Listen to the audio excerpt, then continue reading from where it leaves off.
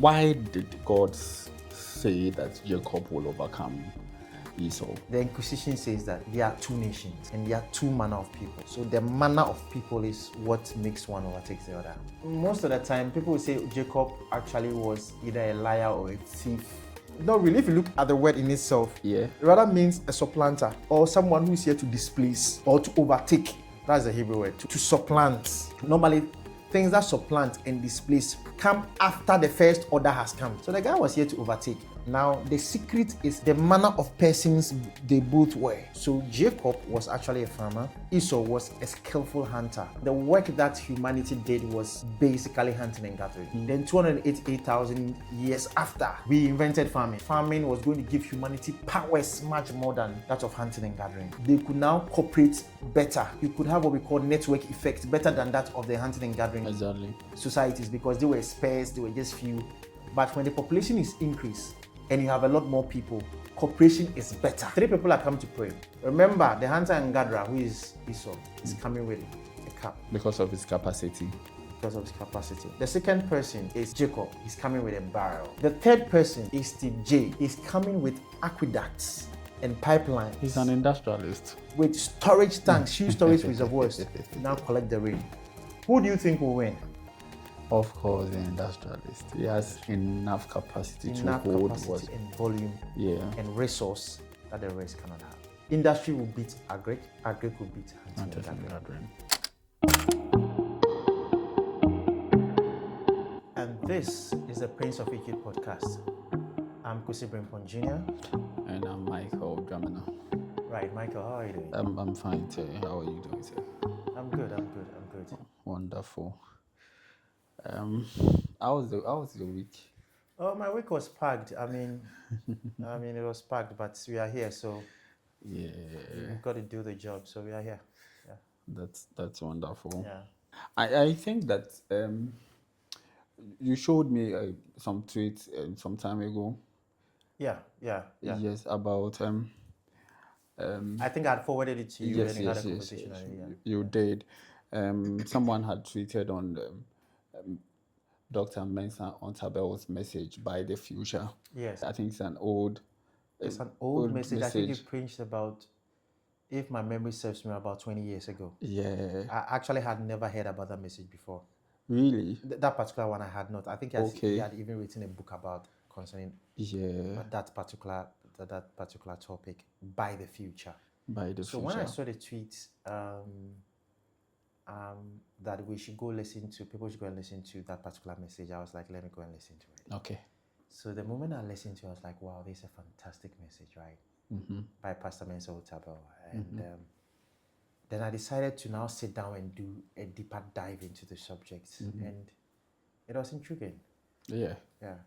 So I think that it was a story about Jacob and Jacob and his twin brother Esau. I'm telling you why Jacob actually won, in quotes. Yeah. And Esau actually failed. Esau actually failed, in quotes. Mm-hmm. Even though Esau was the eldest. Yeah.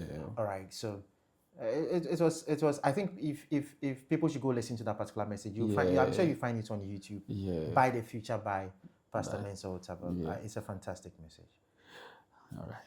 So the mother Rebecca, she was pregnant with twins. So she goes to inquire from God about the struggle in her womb. Yeah. And God says that there are two people, two manner of nations in your womb.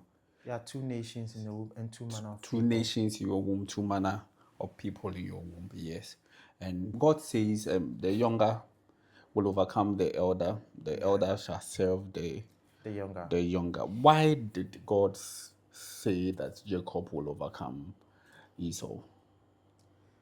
Right. So the answer's actually there. You've just mentioned them.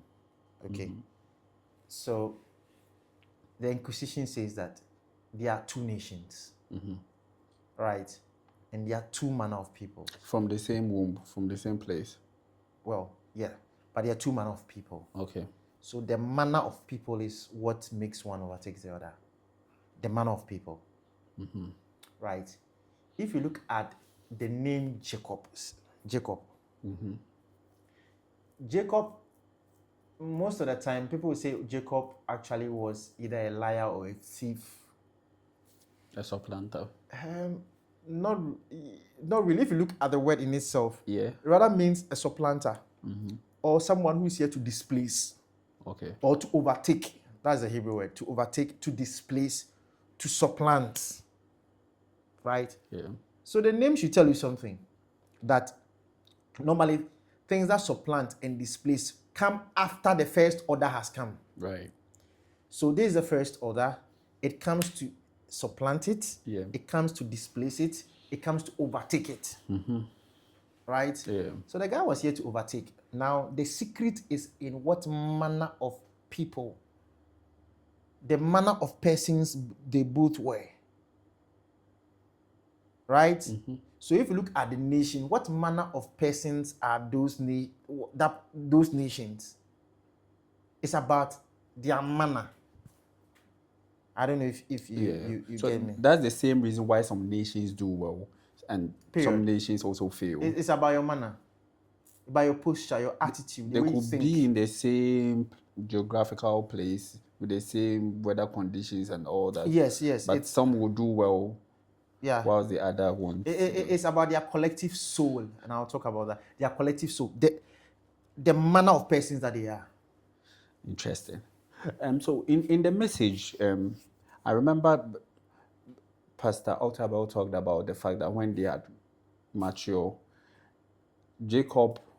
Esau was a hunter, and Jacob was a farmer. So he had a lot to say about the kind of, because of the manner of persons they are, the kind of job or the kind of occupation they were doing. What do you have to say about that?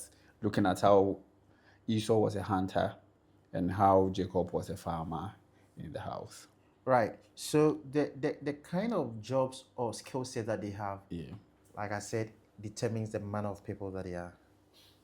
Can you explain what the manner, when we say the manner of person, usually explain? So the manner of persons, if you read those scriptures in the chapter 25 and later on in the ensuing chapters, you realize what both of them did. Okay. All right. So Jacob was actually a farmer, and Esau was a skillful hunter, right? And then he was a man of the field.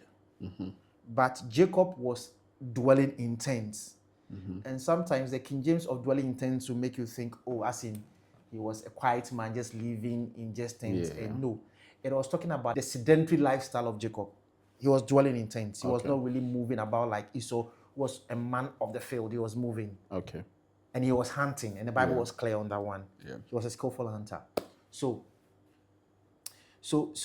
at that time, farmers were not moving about like the hunters did. The hunters moved more, but farmers dwelled around their farms, right? Yeah.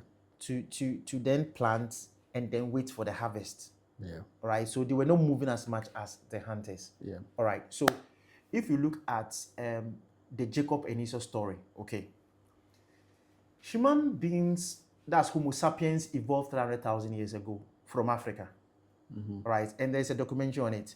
Yeah. In July 2025 last year, there was a documentary by BBC, and it was hosted by a paleoanthropologist, Dr. Ella Shamahi. Okay. It's a documentary everybody should watch. It's a five episode document. Okay. Beautiful work done by the team. So you should go and find it and watch it. All right. And so in there, she talks about how Homo sapiens evolved from Africa 300,000 years ago. 300,000 years ago. Yeah, 300,000 years ago. So if you look at the and when we evolved 300,000 years ago, our the work that humanity did was basically hunting and gathering. Then 288,000 years after, we invented farming. After that long after all the hundreds of thousands of years, we invented farming. That is, if you are talking about today, then 12,000 years 12,000, back, okay. right? We invented farming, right? So when human beings invented farming, what happened was that now, around that time, a new thing had come on the scene, farming. Yeah. It was very new, right? Because in hunting and gathering, Homo sapiens actually went into the wild to go and gather flora and to hunt fauna, right? Animals and plants. Yes, animals and plants. So we go into the wild and let's say see mushrooms, right? Then we see maybe brown mushrooms and blue mushrooms, right? And we eat the blue mushrooms and somebody dies. Then we go like, blue mushrooms are poisonous. Yeah. They are not edible. If you eat them, you will die. So that's how we gathered knowledge. Then we Yeah. eat the brown ones, they were good. Then we then added it to our knowledge. Then we kept moving. Then we saw some other plants and weeds, probably we use it, we will die. All right. So we just kept collecting data. All right. Yeah. Then probably maybe we see this new animal, we chase it, it will kill one of us. And we realize that no, this one is a dangerous one. Then we chase this particular animal. It's good to go, it's good for meat, and we eat it. Right. Then we kept moving, right? Now, farming comes on the scene 12,000 years ago. And some societies started adopting it. All right. And the first animal that was domesticated from the wild to become an animal human beings lived with was the dog. Interesting. And the first plant that was domesticated was the wheat. Right? Okay. So we started trying to do that to other plants, trying to domesticate them and all that. Now, so some societies adopted farming, and other societies still stuck in the old ways of hunting and gathering. Okay. All right. Then 8,000 years into farming, because the Jacob and Esau story is just 3,500 years ago. Yeah. Just 3,500 years ago. Yeah. So that means about 8,000 years into farming, when humanity have mastered farming. Yeah. Right? Jacob was a farmer, but Esau was still in the hunting and gathering that had been is an old thing that is actually passing away. Yeah. Right? Esau was tagged in that. And remember that this new thing called farming is come to displace this hunting and gathering thing, overtake and supplant. Yeah. It's a new kid on the block. Okay. It's like today's AI. It's come to displace stuff. There's absolutely nothing you can do. We'll get into that. We'll get into that. Let's get so back to that the is what is actually going on. Yeah. All right. Now, the new thing on the block, which was farming, was going to give humanity powers much more than that of hunting and gathering. Let me explain. So around the same time, societies, they were still living side by side, the hunting and gathering societies and that of farming. Yeah. Now, with farming, like I said before, they lived a sedentary lifestyle. So they stayed near where they sow their seeds and harvest their crops. Then they'll have storage to store some of their produce. All right? Yeah. And so now communities all started growing around. And because the farmers could produce more food, because in hunting and gathering, you're not producing more food. You have to just keep going and find some and you eat and you just keep going. But for hunting and gathering, they could control the thing. And they could now grow it, all right, harvest it, and then more, because of more food, their population started increasing. But for hunting and gathering, their populations were just sparse tribes in camps and in caves. But not for farmers. The farmers started increasing, right? Yeah. And population increase is a very strong tool, a strong weapon. Yeah. Right? Then then they could give birth to more. Yeah. The farmers could give birth to more. Why? Because, and if you look at their birth interval, it was 2 years. Because they lived at one place, they were sedentary. Yeah. So they'll give birth to more. But for hunting and gathering societies, they couldn't give birth. If you look at their birth interval, it was 4 years. Right? Because they were moving often. The child had to grow up to be able to walk before they can move again. Right. So it took a while. You can't be moving around almost every time and giving birth like that. It will impede your movement. Yeah. Right? So that's what happened. For the farming societies, population would grow. Then it started growing to towns and then cities. And then because they were all in one place, they had to now make rules because they were living in one place, and also then have to appoint leaders. That's where we got kings and queens from, then royals. That's how it all started, to then rule over those societies. Yeah. Okay. Now, because the population was growing and we were into one place, what then happened was that they could now cooperate better. You could have what we call network effect, better than that of the hunting and gathering societies, because they were sparse, they were just few. But when the population is increased and you have a lot more people, cooperation is better. Better networking, better cooperation, Yeah. and innovation begin to spawn. All right. And then we have what we call diversification of labor. What it means is that now not all the population are not going to actually dedicate themselves to just farming alone. Right? Some started doing blacksmith. So we see specialized labor.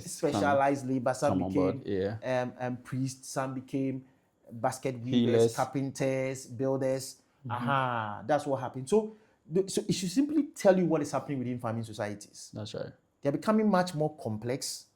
They're having better tools, innovation, and they now build better weapons. So can you imagine hunting and gathering societies are at war with a farming society? Who will win? Of course, the farming society. Their population. They have food better storage. tools. They have food storage. Yeah.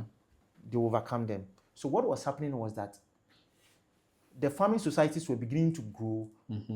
Now, other societies who were doing hunting and gathering had to either adapt to this new strategy, and this new way of doing things. Otherwise, they were either displaced to the outskirts, or they were killed. Interesting. In war. You get what? Or they were swallowed into that particular population, because their population, the farming population, were stretching, and you either have to adopt it whether you like it or not. All right. So then humanity started really growing in this farming mentality.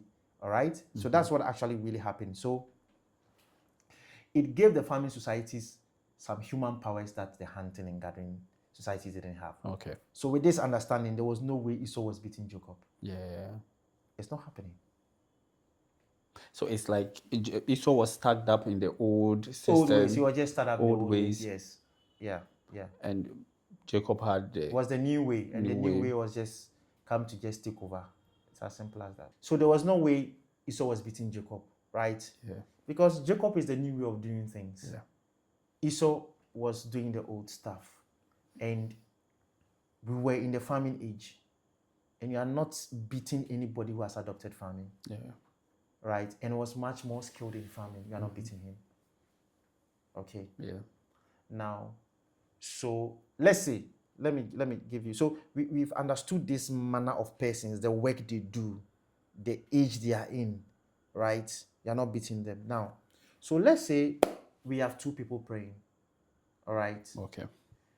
One is a hunter and gatherer, and the other is a farmer. So they are all praying to God. That God, your word says that you open the heavens and bless the work of our hands. Yeah. So God listens to both. He opens the heavens and pour onto them the rain of blessing. To all of them. And bless them. On the unjust. On the just, on the unjust. Every person. He's a loving God. So everybody praying is going to pour his rain, whether you are just or unjust. Yeah. Right? Yeah. But this time around, we have two people doing they have two different skill sets. Okay. Right?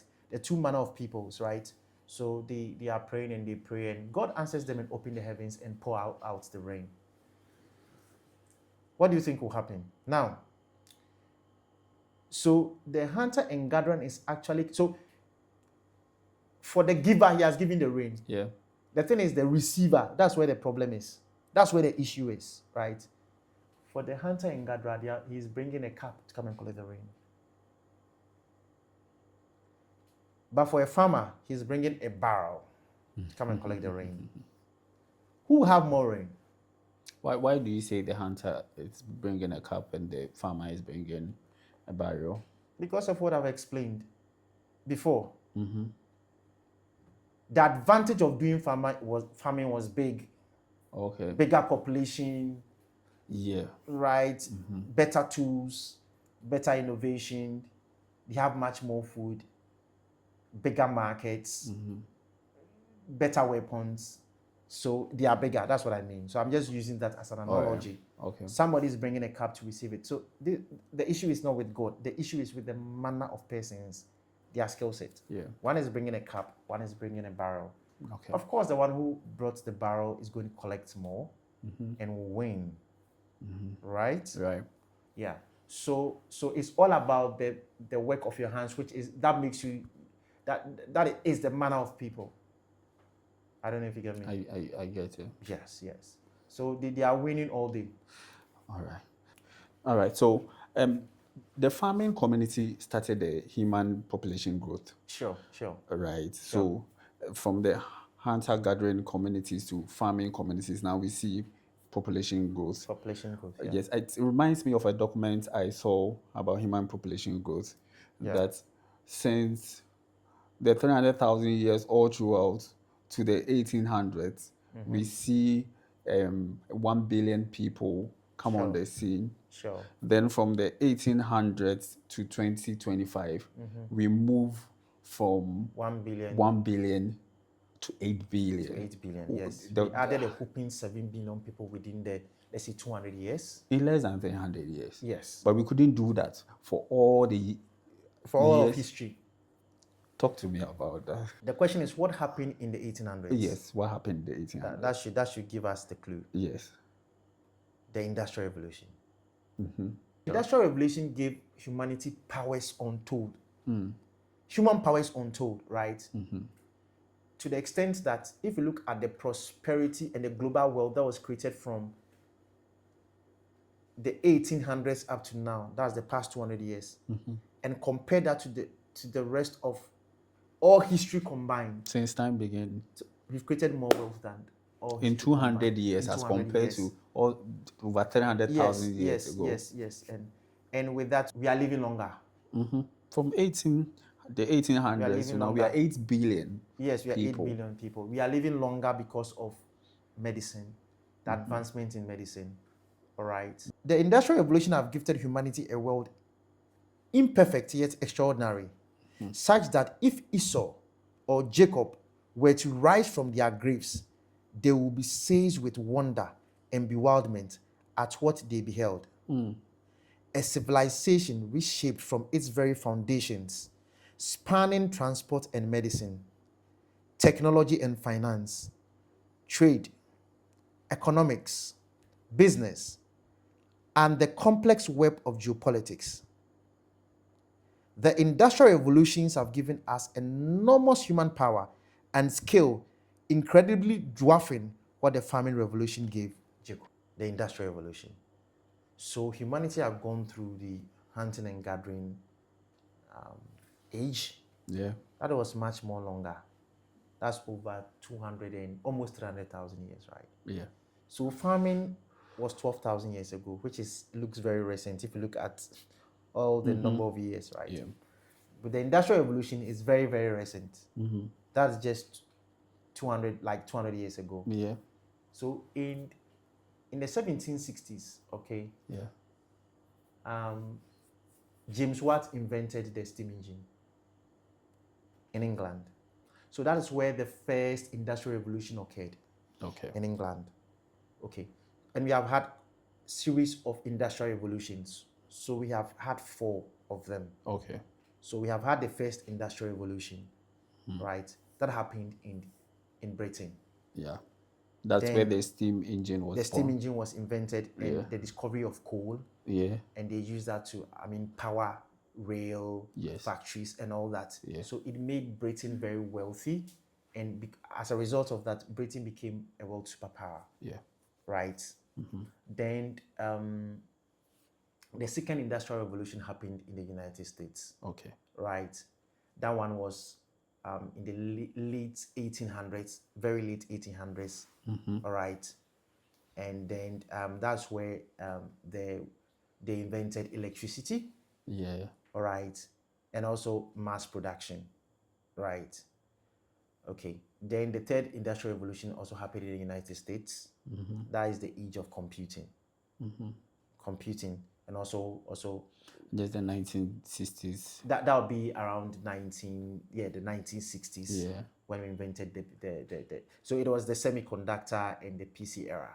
All right. Then the fourth industrial revolution happened maybe from the 2010s, Yeah. 2015s, right, up to today, where we are doing robotics, artificial intelligence. Yeah. All right. Yeah. So for that one, it's happening all around the world at the same time. Right. All right. So in Britain, when the British actually invented the steam engine and went into industrialization, that's what happened, right? What then happened was that humanity moved from farms in Britain. Yeah. Most people moved from the farming in the villages into the cities to work in industry. Yeah. Right.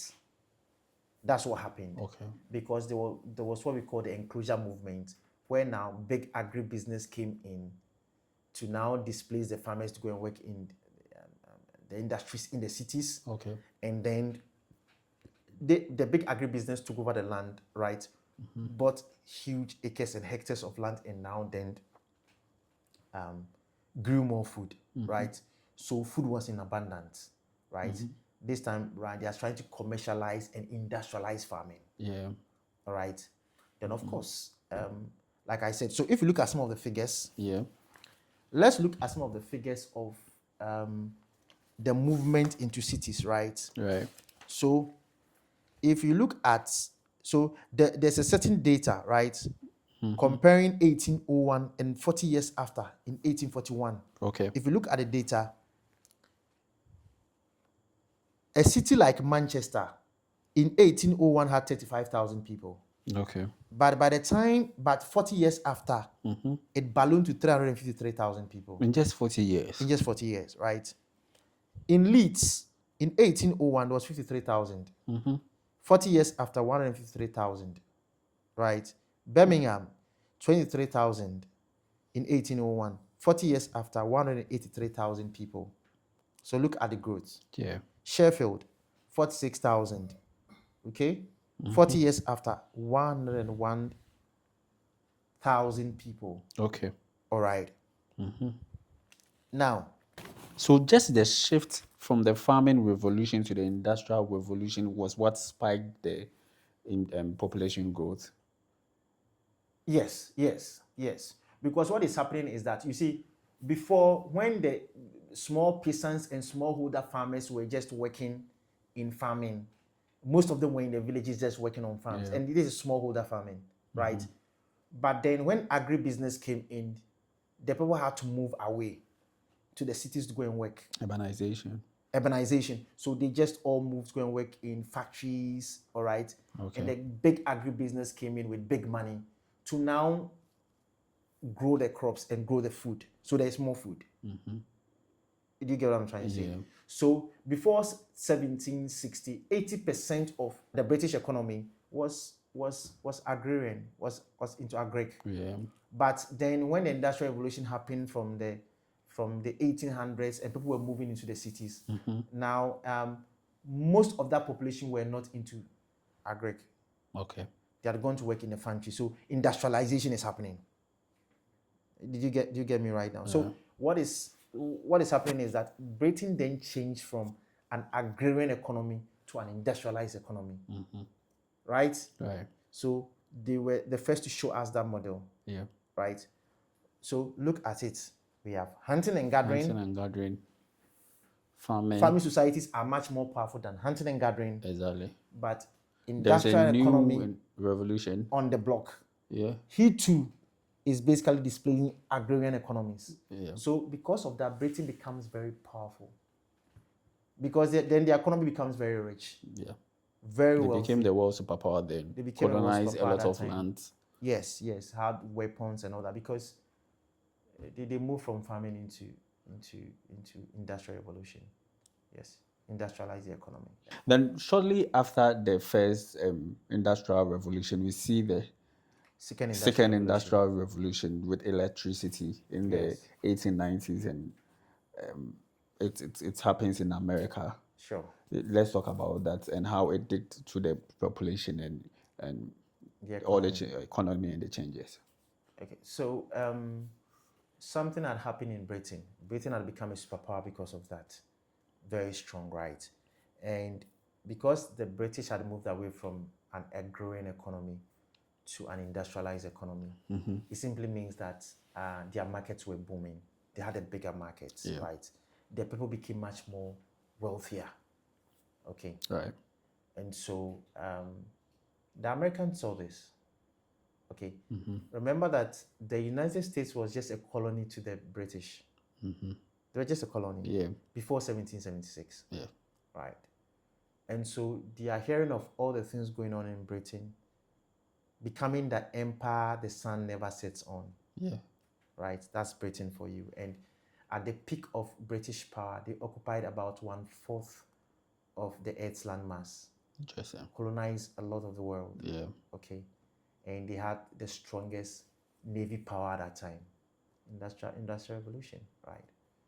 So, but the United States was just, like I said, we're also agrarian now. Yeah. Before the British were agrarian, right? Yeah. They were just a colony. So they were supposed to grow the rice, the West Indies, the sugar cane, and all the rest, right?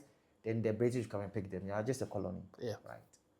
And then 1776 happens, and they fight for independence. And then they of course, they have their independence. They become a nation. All right. Now, the founding fathers of the United States also wanted to now industrialize. But especially in textile, that's where the British started, in textile. Now, the textile machinery that they needed to also now build their industry, the British had banned exports of those machineries and the exports of skilled workers to go and work in Americans, because they didn't want the Americans to industrialize. Okay. So the United States government found a way. The Treasury Secretary at that time was Alexander Hamilton. Yeah. Okay. So this is what he says. He says, we wanted a development of a strong manufacturing base critical for the survival of their large agrarian nation. Okay. Okay. Then George Washington in 1789 wrote a letter to Thomas Jefferson and said that the introduction of the late improved machines to abridge labor must be utmost infinite consequence to America. So you could see how they were beginning to think that, look, we need to move away from this agric thing, right? And make sure we are industrializing our nation. That's right. So you could see that they were thinking, when they went for conferences and meetings, this was how they were thinking. So Thomas Jefferson, in his manufacturers report, all right, said something. To reward anyone bringing improvements and secrets of extraordinary value into the country. To reward anyone bringing improvements and secrets of extraordinary value into the country. Alexander Hamilton. Yes, he said that. In basically trying to say that, basically trying to actually provide a strategic blueprint for a state-sponsored industrial espionage. So they just wanted what the British had. They wanted because they didn't have the skill sets and the IPs. They had to find ways to bring it in by fair or foul means, and that they are going to reward anybody who can try and bring the blueprints, the IPs, the designs of those textile machinery to the United States. By fair and foul means. All right. Yeah. So the father of American manufacturing, he's called Samuel Slater. He was actually a British. Okay. And he moved from England. He actually escaped from England to the Americas to come and build a new manufacturing base in the US. And he was rewarded handsomely. Right? Yeah. So we had someone like Samuel Slater, Yeah.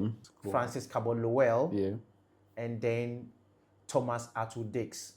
All these people brought some of these, found a way to copy some of the designs, in quotes, steal some of the designs, and brought it to the United States to help them build that manufacturing base. But it should tell you how they were thinking. Yeah, the manner of They needed to move away from that manner founding of fathers way. from this agric thing to this. We have to industrialize by force. Yeah. We have to find a way. All right. Yeah. So, and it worked. Interesting. And it worked. So they started from there. Then by the time they got to the 1890s, they themselves were able to invent electricity. Incredible. That's where we see the second industrial revolution. So that's the hunger of the manner of persons they were. They wanted to move from here. And Nkrumah wanted that for Ghana. So that's why Nkrumah wanted to industrialize our economy. We will come there. We'll come there, right? Yeah. We will come there. So let's still tell the story from there. So then comes in the second industrial revolution.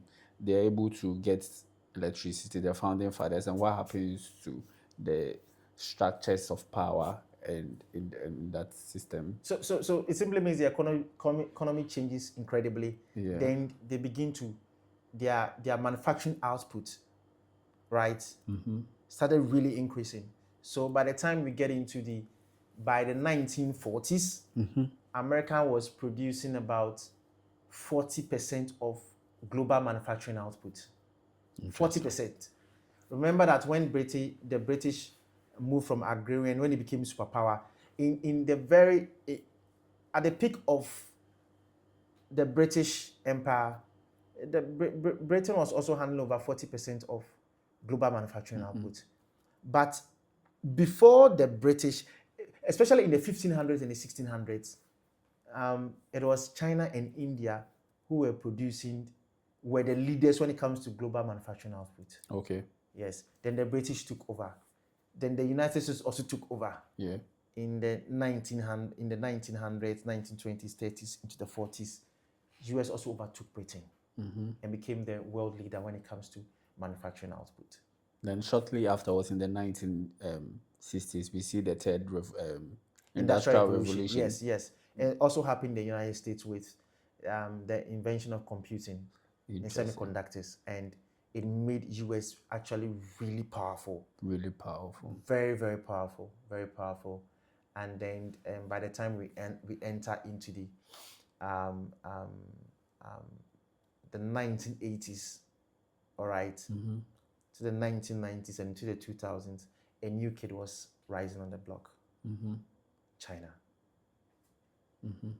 China was also, about 90% of the Chinese economy was agrarian, right? But they also saw the blueprint and realized, no, we also have to industrialize, right?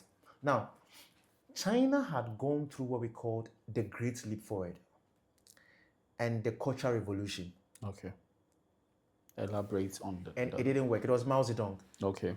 Their founding father, Yeah. Mao Zedong, who had actually instituted these two policies, right? The policies again. The Great Leap Forward. Yeah. Right. What was it about? So the Great Leap Forward was China wanted to industrialize, but they went about it the wrong way. Okay. So it made them actually really poorer, right? Then he went into what we call the Cultural Revolution.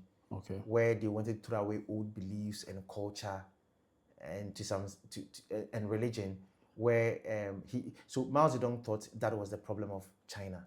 Okay. So then he raised what we call the Red Army to go after citizens who were still stuck in those ways and were against him, Mao Zedong. Okay. So a lot of people died.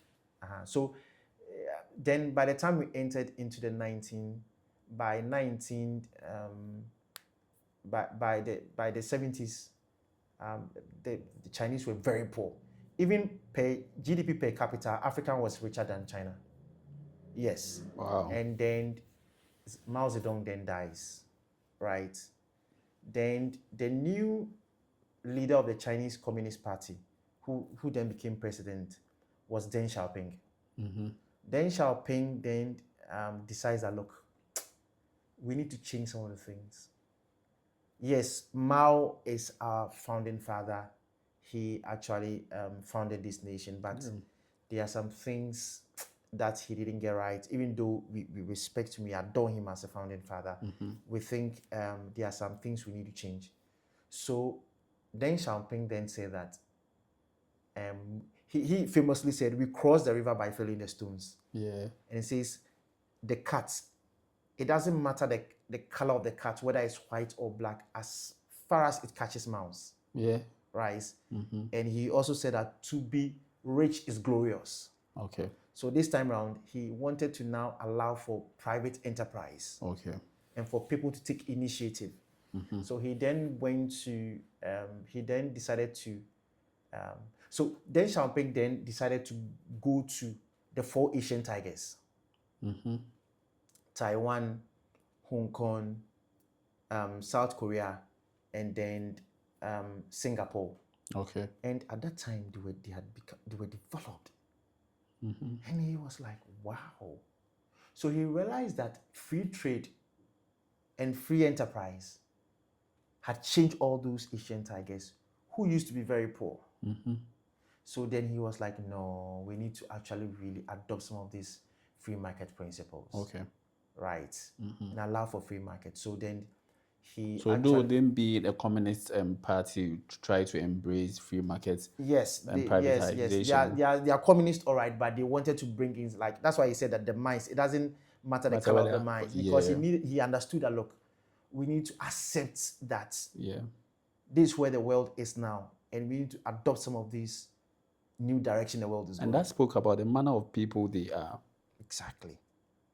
If you don't adapt and understand and use sentiments and emotions and religious beliefs and bombasts and rhetorics, we can do it, but yet you can't do it. So you need to understand where the thing is going. So when Deng did that, then in 1978, all right, there was a new policy on the block, Deng Xiaoping. Okay. They called it reform and open up. Reform and open up. In Chinese, they call it the Gai Ku Gai Fan, which means reform and open up. Okay. Right? They wanted to open up the economy. Right? So then they started with Shenzhen. So Shenzhen was just a fishing village. So he wanted to transform Shenzhen from a fishing village into a special economic zone. Okay. So they built a first special economic zone there. Okay. And allowed for Western industries to come into China. Come and build factories in there. All right. So we see the Chinese go to the West, to the America. Now they are trying to bring the companies over to China. Yes. So they created a special economic zone, right? And the industry started coming in. Okay. All right. They were, at that time, Shenzhen as a fishing village was 30,000 people. But fast forward to now, the amount more than 12 million people. Right. Then so right now, Shenzhen right now is the Chinese Silicon Valley. Okay. So we have companies like BYD, Huawei, a number of them in Shenzhen. Okay. Right. So that means that economic experiment Deng Xiaoping took actually really worked, because he had seen it work around the Asian tigers and he adopted it. Interesting. All right. So now China was trying to move away from an agrarian economy, because 90% of the economy was peasant farming. Yeah. And so they needed to move away into industrialization, just like the British and the United States had done. So for every manner of nation, if you want to prosper, you just have to change and move into industrialization. You have to. If you don't, you are going to lag behind. And when you lag behind, that means you are the lowest rank of the ladder. You can be displaced, you can be overtaken, you can be overpowered, you will serve. Those who have adopted, if you look at the chain, who are the top, will always rule over you. Period. Interesting. Yeah. So right now, if you look at China right now, China is able to rub shoulders with the United States. They understood the playbook. So right now, even with China, you remember recently there were a lot of complaints from the United States talking about the fact that China is involved in industrial espionage and IP theft. Samuel Slater, Francis Cabot We will go Lowell, back into history and we see the same thing Thomas happening in the Dix, US. the same playbook. You see, it may not be fair and all that, but look, it's the hunger of the people. How urgent is it for the people to industrialize? Simple as that. Yeah. Let's talk about Africa. If Africa wants to get into that, would also have to go the same route of industrialization. Okay, before you ask the question, so let's go back to let's pray. So let's pray. Before you ask the question, let's pray. So now, three people are come to pray. Okay. One is called Esau. He's a hunter and gatherer. All right. One is a farmer, Jacob. Yeah. And the third kid on the block is called Steve J. Uh-huh. So the three of them are going to pray. But Steve J is an industrialist. Right? Yeah. So three of them are going to pray that God should open the heavens and bless the work of their hands. Right? Right. Remember, the hunter and gatherer, who is Esau, is coming with a cup. Because of his capacity. Because of his capacity. The second person is Jacob. He's coming with a barrel. Yeah. The third person is Steve J. He's coming with aqueducts and pipelines. He's an industrialist. With storage tanks, huge storage reservoirs to now collect the rain. Who do you think will win? Of course, the industrialist. He has enough capacity to hold capacity and volume and resource that the rest cannot have. All right. So industry will beat agric. Agric will beat hunting and gathering. Right. So with Jacob, if Jacob also stays, it's Jacob will overtake Esau, beautiful. But if Steve J comes, he will overtake Jacob. And also supplant him. Period. And even in industrialization, we are seeing 3 to 4 industrializations. Yeah, so even in industrialization, we are seeing levels. Yes. Aha. From the steam engine to the electricity, to computing. Now we are seeing AI and all. And so all that. Even AI is displacing some. Yeah, it's like that. And Africa has to industrialize. Do you know where Africa is? Africa is not even with the agric revolution, right? Yeah. The farming. There are two types. There is the subsistence smallholder farming, right, which depends on rains. So if the rains don't come that particular year, your harvest is not really going to happen, right? Right? Yeah. So it's rain fed. So if you come to Africa, 95% of our farms are rain fed. 95%? Yes, and it's smallholder farming. We hold the world's 60% of arable land. Yes, uncultivated arable land. And 95%? Yes, it's so it's just less than 5% is irrigated. It's commercial industrialized farming, where you use irrigation all year round, not depending on the rains. Just 5%. So we are like still in Jacob's day, 4,000 years ago. Charlie, you didn't laugh. What's Africa. Charlie, it's like we are still for Charlie. Africa. Charlie,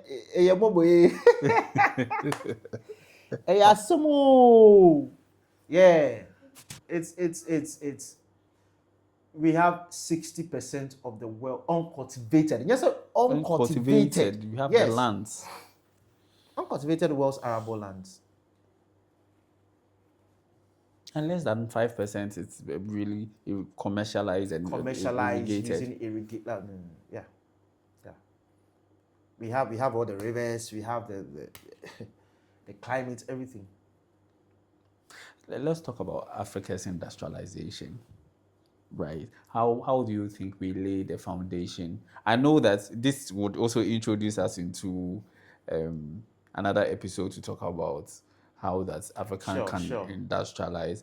You let's just give an intro, something. How do you think we can go about industrializing Africa, especially with the Ghana current government? I think his main focus is to industrialize the country. and people like Aliko Dangote.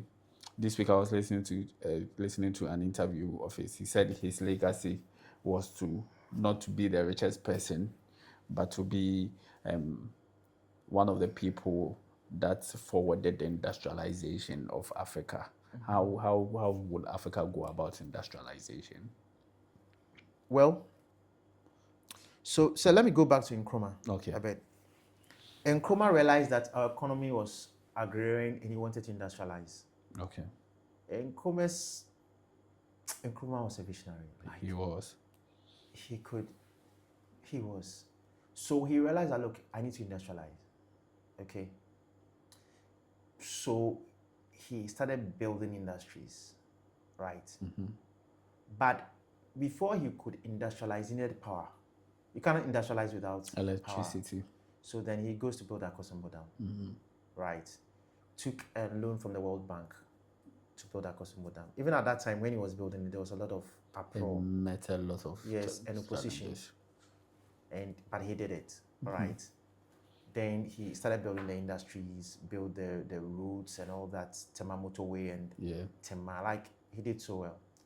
And then he realized that he need engineers to work in the industries, right? Yeah. So he decided to build. He decided to actually.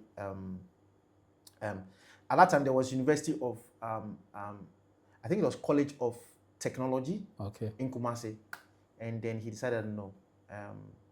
They were going to change it to a University of Science and Technology proper. Yeah. So that it could raise engineers to be able to work in these factories, right? Yeah. So Nkrumah was, you could see the way he saw the world. Okay. But it was not long lived, and they overthrew him, and the rest of the people who came after him were. You arrest your case. Arrest my case. So Africa needs to really industrialize, and I like the moves Dangote is taking. Look. Yeah. Dangote, Otedola, Elumelu, Rabiu. I like what Ibrahim Mahama is doing. Look, I'm pro-business, and I like people who build businesses, and they must be protected. Look, the amount of work, the heavy liftings these billionaires are doing, they may have their issues, and yes, we may talk about their issues another day, but look, they are doing the heavy liftings, and we need to protect them at all cost. Yeah. Yes, we need to. And that is why for me, I said in the other episode, look, our banks need to do their work. Yeah. Our DFIs, our commercial banks need to do their work. They should stop playing it safe. Otherwise, you are not going anywhere. Yeah.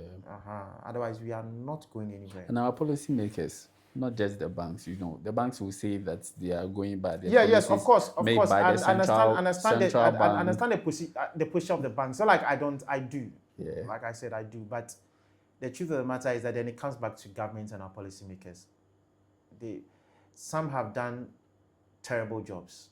I wouldn't mince words. Terrible jobs, right? Yeah. And so we want our policymakers to actually really wake up. Wake up. Otherwise, we will be so far behind. And you see, when you are so far behind, what then happens is, if you are ruled over or you are looked down upon, don't come and complain about colonization and new colonization and slavery and apartheid. Okay. Yes, those things happen and they keep happening, but you are not doing your best. You yourself, you are a problem. Okay. Do you understand me? Do what you have to do. You can't go and borrow. We come and talk about the $11 billion Ghana borrowed from 2017 to 2021. Like, bro. We'll talk about that in the next episode. For what? Because if you have to industrialize, okay. Yeah. We need to build the infrastructure. The infrastructure must be built. In the next episode, we are going to deal with the infrastructure issue. How do we finance it, right?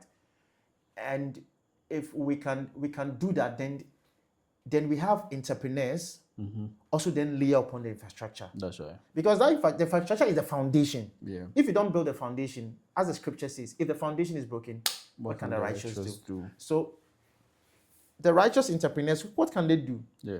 Right. So you need to lay the foundation, which is the infrastructure for them, for the business people to layer innovation and build upon it. So everybody has to do their part so that we can have a prosperous Africa that we all want to see. Though evolution started in Africa, we could say that Africa is the elder brother.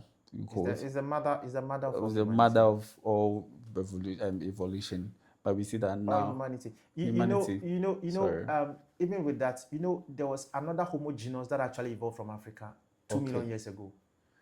It was called Homo erectus. Talk to me about that. So it's not only Homo sapiens that have lived on Earth.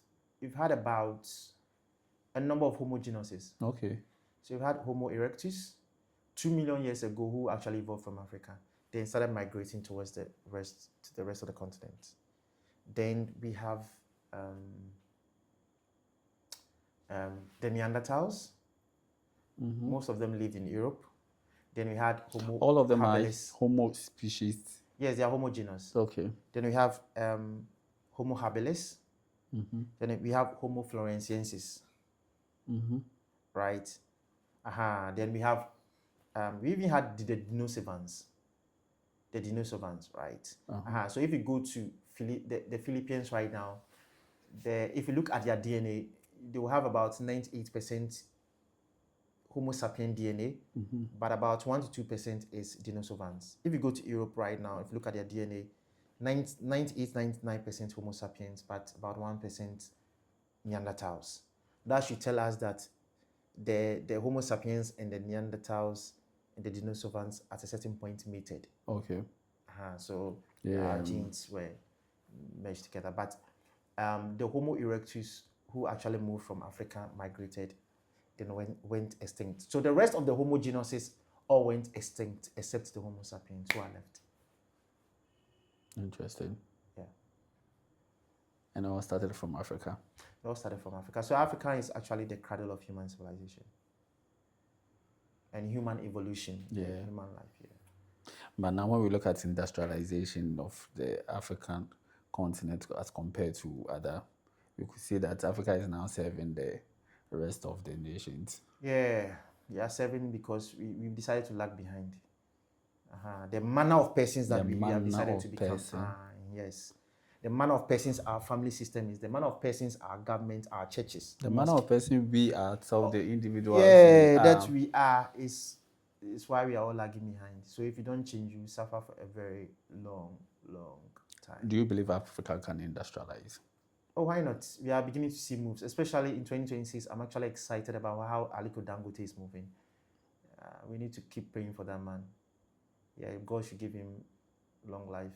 Yeah, you begin. 2026 is exciting. Like with what he's doing he wants to do in Kenya, East Africa, and Tanzania. Ethiopia. He wants to build the refinery there.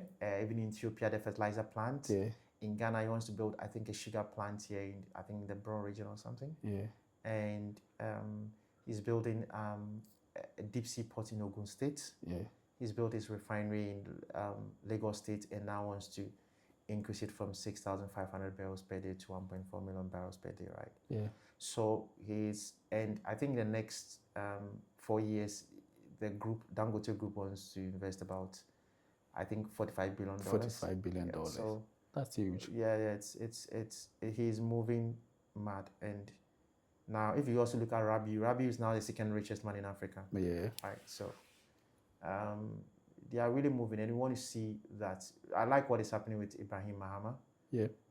Taking over the Dama mines. And, hopefully, probably takes over Takwa. Probably. I mean, I have my way on it, but this thing should happen, all right? Because we need to really support our businesses and then allow our entrepreneurs to really flourish, so that we can industrialize, all right? Yeah. So that's what I believe and think. Your last words about industrialization. the manner of people why nations fail and why nations will. Your last words on. So if you look at the chain we've just described, it's a chain. Yeah. Hunting and gathering to farming Yeah. to industrial revolution. Yeah. Right. Okay. Now to even the fourth industrial revolution. This is the chain. If you are at the top of the chain, you rule over those down there. So Africans should not be at the lowest rank of that food chain. If we are there,